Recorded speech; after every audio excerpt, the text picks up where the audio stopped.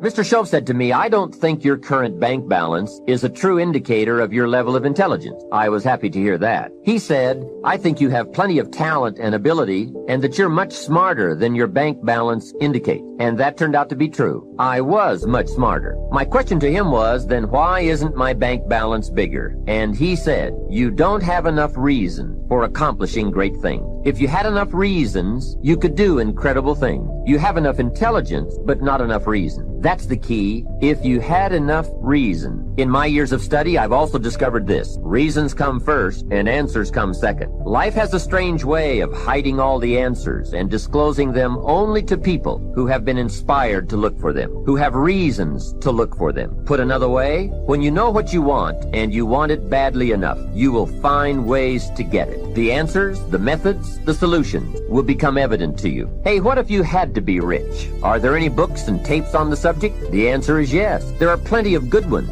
But if you don't have to be rich, you probably won't read the books or listen to the tape. What drives us to find the answers is necessity. So work on your reasons first, answers second. Now, what are some of the reasons for doing well? It varies from person to person. I'm sure that if you did a little soul searching, you could come up with a fairly strong list of reasons why you want to accomplish great things. There are personal reasons, sometimes uniquely personal reasons. Some people do well for the recognition. Some do well because of the way it makes them feel. They love the feeling of being a winner. That's one of the best reasons. My mom this morning knew I wasn't feeling good. She goes, "Honey, you need to cancel that talk." I'm like, "Mom, I can't cancel on these people." It's like, "You work so hard. Why does it matter?" I go, "Mom, I'm helping them." She goes, "Oh, then you need to go." Because they're about service. Okay, so in your life, I'll go a little bit more here, you guys. In your life, if you combine understanding your mess can be repurposed, understanding I'm just like you, understanding the RAS, understanding changing your identity, understand bending time, you have a shot.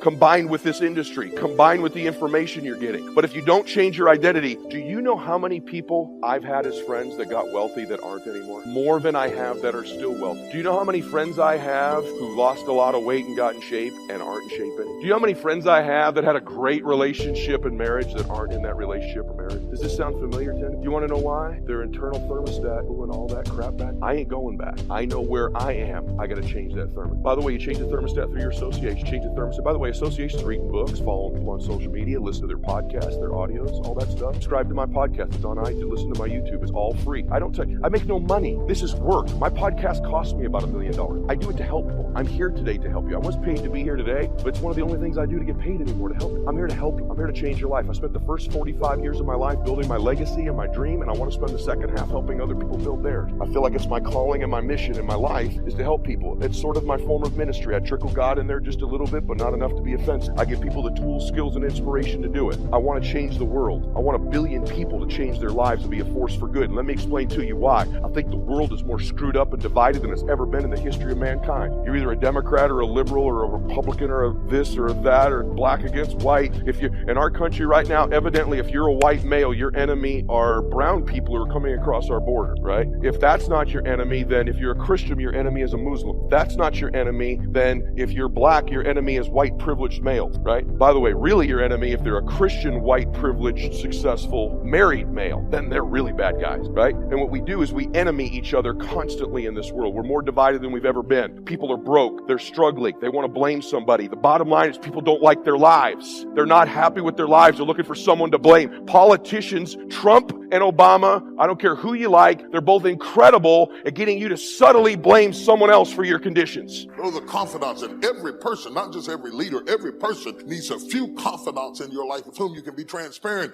and then you won't be so lonely all the time. This man is in cave because there's nobody walking with him. There's nobody who's got his rhythm. There's nobody who's got his pace. And then there are constituents. And this is the vast majority. This is the big category of what happens in church. Constituents are distinctly different from confidants. Confidants are for you. Constituents are for what you are for. They line up with the cause. They're called to the cause. They join your church because you feed homeless people. They join your church because of your foreign missions. They join your church because you're going to heaven. They join your church because you believe in faith and you teach the word. They join your church. They are not for you now. They are not for you. They are for what you are for. They're going your way. They are for what you're for. What's the highway we came in on? What's the number? I-5. You're on I-5. They're on I-5. You're going in the same direction. They're going going your way. They are for what you are for. They're not for you. And you have to understand that because they're attracted to the direction you're going in. But if they see a car that will get them there quicker, they will leave you because they were never for you. They were for where you were going. And if somebody else can get them there quicker than you, they will hop out of your car and dive into their car and go down the road because they were never attracted to you. They were attracted to your direction. And these are constituents. They are for what you are for. And there's nothing wrong with that. It's nothing wrong with that until you mistake a constituent for a confidant. And you have a personal relationship with a public person and you think they are there for you, and they were never there for you. They were there for what you were for. And then there are comrades. The third category is comrades. Now, comrades are not for you, and they are not for what you are for. They are just against what you are against. They're comrades. They are attracted to you because you have a common enemy, and they will be with you as long as the fight exists. But when the fight is over, they are gone. It's like the past election. I'm going to be very careful because we get in politics, we'll all be fighting. In the past election, when McCain and Hillary Clinton got together to attack Obama, McCain and Clinton wouldn't get together about nothing except they were both against Obama. Sometimes people only join you because you have a common enemy. They're comrades. They're with you in the struggle. And in the trenches, they're wearing your uniform. But when the fighting stops, you will be attacked in your own foxhole. If you bring a comrade too close to you, when your comrade gets through shooting at who you're shooting at, they will shoot you. Because they were never for you, and they were never for what you were for. They were just against what you were against. You'd be surprised at the people who fight against stuff, just all kinds of stuff, abortion, same-sex marriage, all kinds of stuff. They're against the same stuff, but they're not for each other. They join together in the fight. You, as a leader, have to know why people hooked up with you. Because if you misallocate a person into the wrong category, you will be brokenhearted and wounded and end up in the cave because you thought a constituent was a confidant, thought a comrade was a constituent. When the fight was over, you got shot in your own foxhole. And I don't care what you hear about on TV, there is no such thing as friendly fire. A bullet is a bullet. Where in all fireability did we get friendly fire from? Getting closer. Friendly fire. There is no friendly fire. You shot me.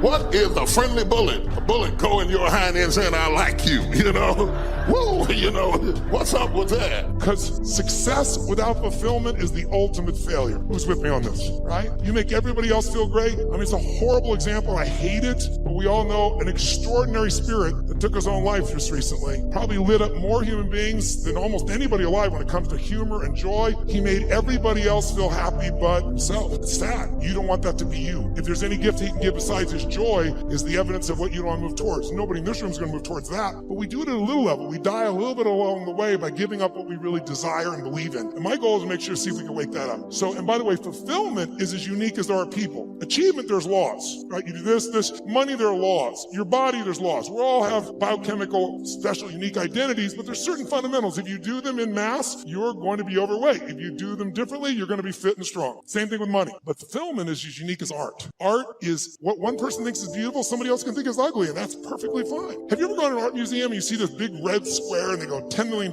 you go, you gotta be kidding me. $10 million for that freaking square? I'll draw you a square. But someone else, no, look at the texture, the taste, the flavor. I can taste the paint from here. They have a different way of being fulfilled, right? So those are the two kind of lessons of life. So this is what I'd like to do to help you with both those today if you want to play with. Number one, let's take a look at what will give you the edge. Who's up for having a competitive edge in anything you do? Say I. And it's not BS and it's not positive thinking. It's something you can test because the edge is what's going to get more out of you. Second, I'd like to show you how to create a breakthrough. Who here has an area of your life where there's something you've struggled with for a while and you're sick of struggling with it and you're sick of making excuses and you want to actually change it today? Who's got one of those in your life? Say I. If you want to play full out, I can show you that. And the third element really affects the other two, and it's really the one that affects business and life, and that's the power of engagement. All of these are tied to engagement.